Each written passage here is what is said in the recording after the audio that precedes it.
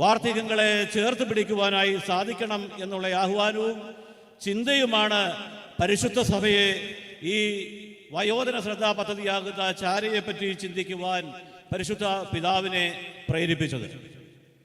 ചാരെ വയോജന ശ്രദ്ധാ പദ്ധതി ഒരു സാമ്പത്തിക അടിസ്ഥാനത്തിലുള്ള ഒരു കേന്ദ്രീകൃത പദ്ധതിയല്ല.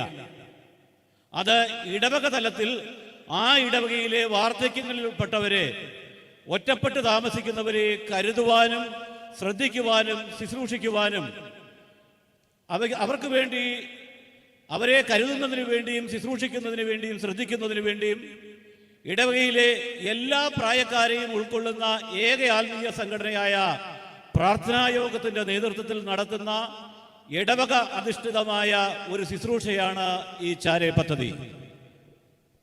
ഇതിനുവേണ്ടി സമർപ്പിതരായ 50 വോളണ്ടിയേഴ്സിനെ അഖിലമലങ്കര പ്രാർത്ഥനായോഗം തിരഞ്ഞെടുത്തിട്ടുണ്ട്.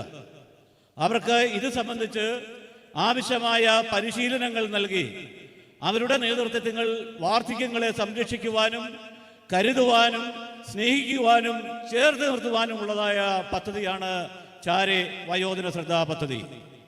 അവരെ കരുതുന്നു, അവരെ തിരക്കുന്നു, അവരെ അന്വേഷിക്കുന്നു, അവരോട് സംസാരിക്കുന്നു. അവർക്ക് വിളിക്കുവാനുള്ള ആശ്രയ കേന്ദ്രമായി സമർപ്പിതരായ ചാരെ വോളണ്ടിയേഴ്സ് പ്രവർത്തിക്കുന്നു.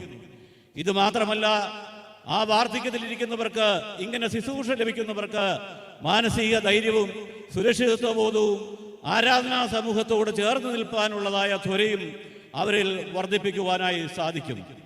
എന്നെ കരുതുന്നവരുണ്ട്, എൻ്റെ ഇടവകയിൽ എന്നെ കരുതുന്നവരുണ്ട്, എൻ്റെ പ്രാർത്ഥനായോഗത്തിൽ എന്നെ കരുതുന്നവരുണ്ട് എന്ന് ഉള്ള ഒരു വലിയ ആത്മവിശ്വാസവും കൃത്യമായ ഇടവേളകളിൽ അവരുടെ അരികിൽ പോയി അവരോട് സംസാരിക്കുവാനും അവർക്ക് പറയുവാനുള്ളത് കേൾക്കുവാനും ഈ വോളണ്ടിയേഴ്സിൻ്റെ നേതൃത്വത്തിൽ പ്രാർത്ഥനായോഗം പ്രവർത്തകർക്ക് സാധിക്കും. നമ്മുടെ വിശ്വാസമനുസരിച്ച് മറ്റുള്ളവരോട് പറയുന്ന ഒരു നല്ല വാക്ക് പോലും ദൈവികമായ ശുശ്രൂഷയാണ്.